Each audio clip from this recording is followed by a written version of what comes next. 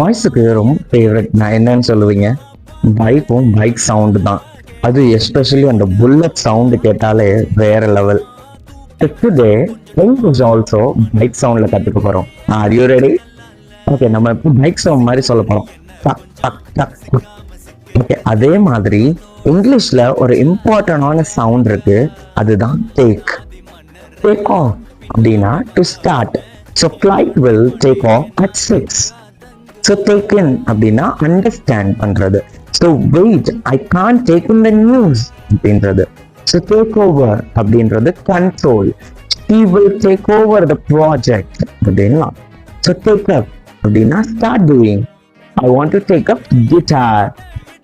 Bike சவுண்டோட ட்ரெண்டும் போகாது, நம்ம இங்கிலீஷோட ட்ரெண்டும் கூட போகவே கூடாது. ஸோ ஃபாலோ பண்ணுங்க. மோர் ஃபன் இங்கிலீஷ் கமிங் சூன்.